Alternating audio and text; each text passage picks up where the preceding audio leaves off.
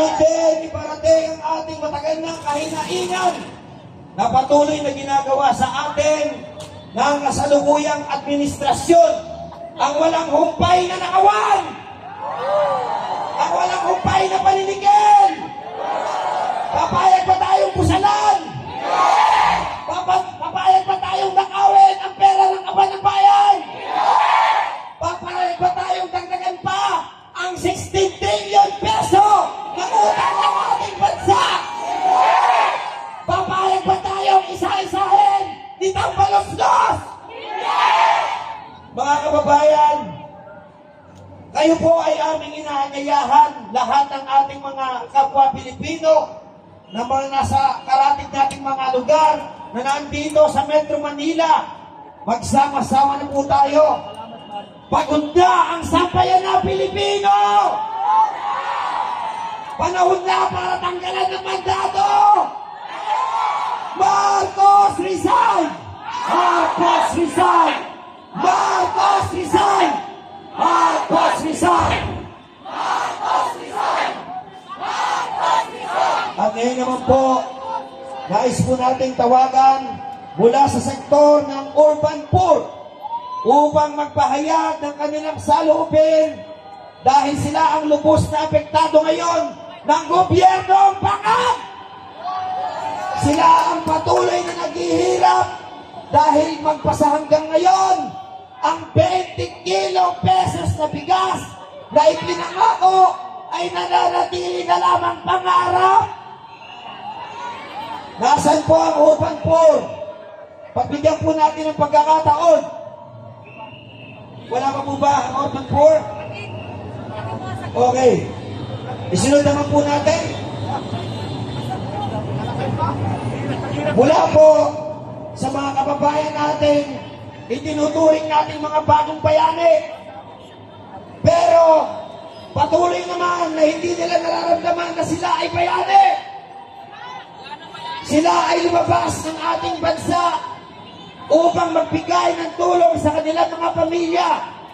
Bagamat may iwan nila ang kanilang mga anak, malalayo sila sa kanilang pamilya, sila ay nagtiis, sila ay nagpaalila.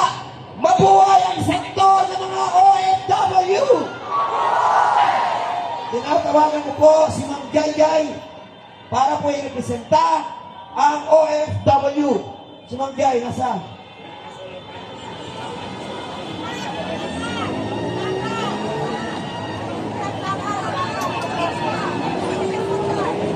Yung mga kababayan po natin nga doon sa gilid, punuin na po natin to. Kasi po, yung mga iba na nabawian ng permit sa EDSA, papunta na rin po dito! Palakasin pa natin ang ating tinig! Mabuhay ang Pilipinas!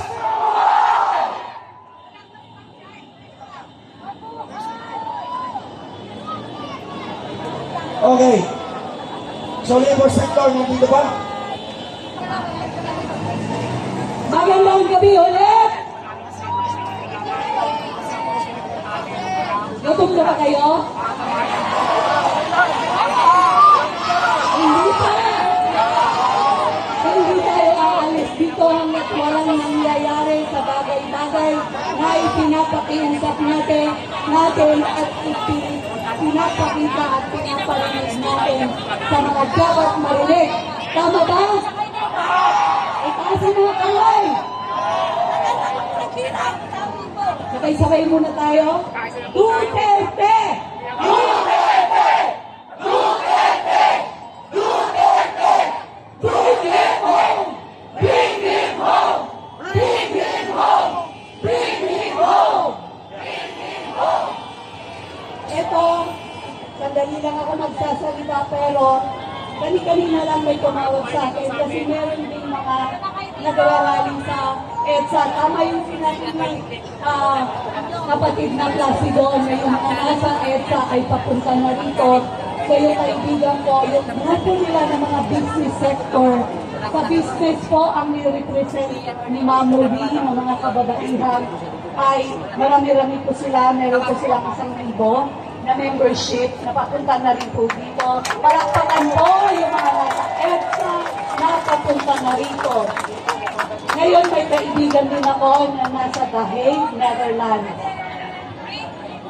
At ang sinasabi ng main media, nung isang araw na nagkaroon sila doon ng malaking pagtitipon, ang sinabi ng main media, 2,000 lang daw. Naniniwala ba kayo doon? Hindi ba 6,000 yun? Ano ba? 6,000 yun. Ngayon, gusto ko rin malaman ninyo, nasa business sector kung nasaan ako nang gagaling at sa mga kababaihan, sa panahon na ito, kung sino yung may matino na pag-iisip, hindi po pwedeng malahimik lamang. Tama ba? Yung mga nananahimik na mga tao, kasi ayaw nilang magulo ang negosyo nila, ayaw nilang, wala lang chillax lang sila kasi gumagana naman ang negosyo nila. Ngayon ay nasasaktan niya sila at sumasali na. At hindi lang sila sumasali, sumusuporta pa, namimigay ng t-shirt, namimigay ng tarpaulin, namimigay ng pwesto. Kung saan ilalagay yung mga tarpaulin, bigyan natin sila ng masigabong palakpakan sa business sector. Higit sa lahat, tayong mga kababaihan, tayo ang liwanag ng bahay, tama ba? Kung walang mga kababaihan, hindi maliwanag ang kubo at ang bahay ng may bahay. Tama ba? Pero tayo, nakikita ko ngayon dito, marami tayong kababaihan. Dahil hindi na po tayo nakaupo lamang at makikinig at chillax lang, hindi na. Alam nyo ba na ang buong mundo ay nanonood sa atin ngayon?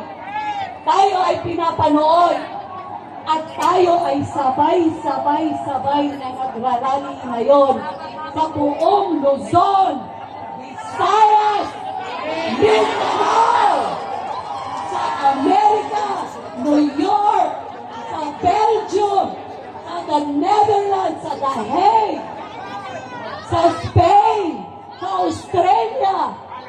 Ang buong mundo ay sabay-sabay natin ngayon. Kanina tumawag ako doon sa kaibigan ko na nasa The Hague. Ang oras, yes, mayroon na pong dumating. Ayan na naman po ang mga kababayan natin, taga-suporta. Yes. Salubungin po natin sila. Duterte! Duterte! Duterte! Duterte! Duterte! Duterte! Duterte!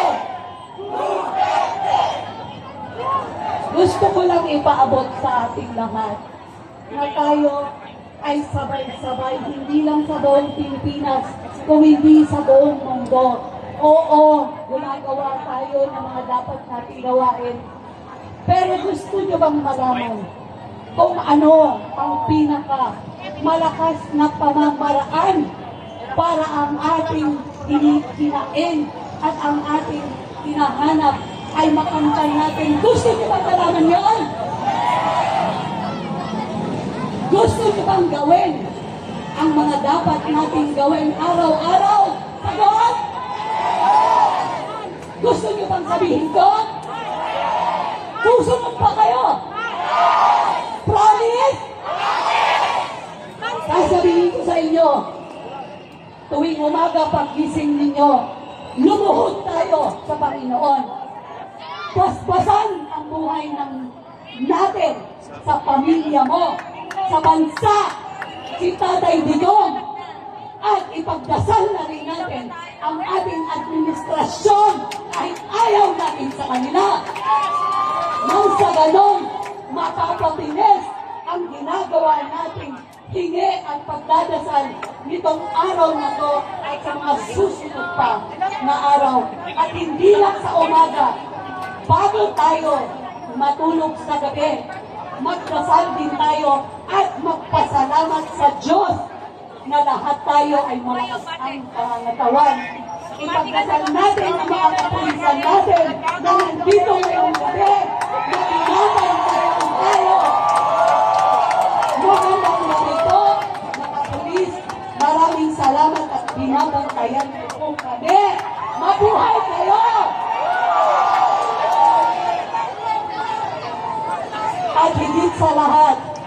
Sabay-sabay tayong manalangin para sa mga sarili natin.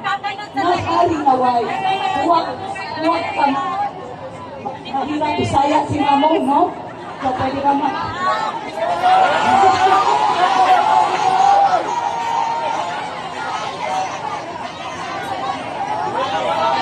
Bisaya si Mamo, kaya hirap tayo na Tagalog pa.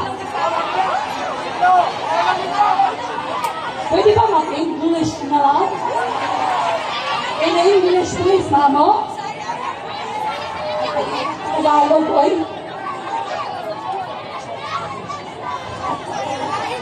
Oh, kasi magtatapos si Mamo.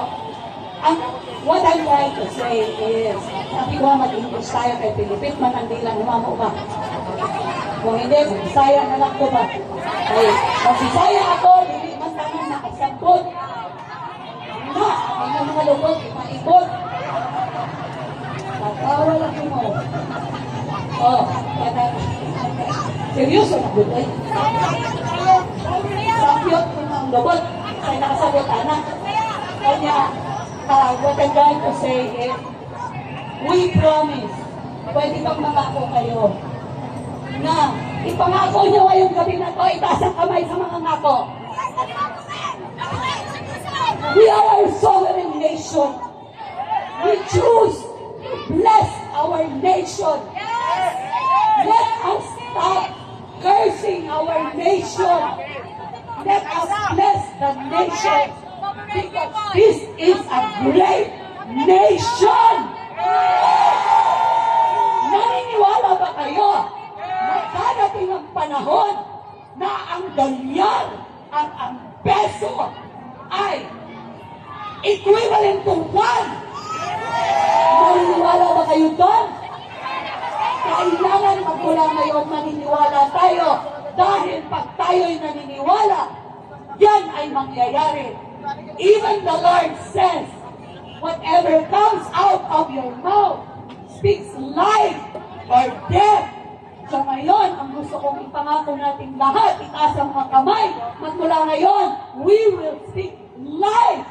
Life for Tatay Digong, life for our nation, life for the people, life sa mga kabataan natin. Mabuhay ang Pilipino at mabuhay ang Pilipinas.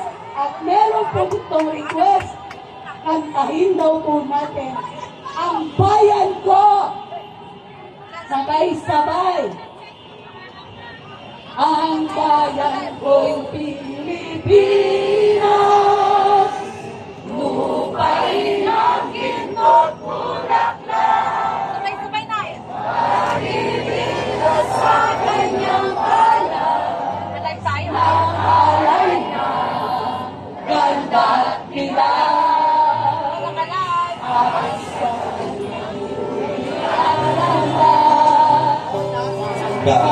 ay nakalina, bayan ko, binihag ka, nasaglat sa lusa. Sabay-sabay! Nandito na po mga taga-Cebu!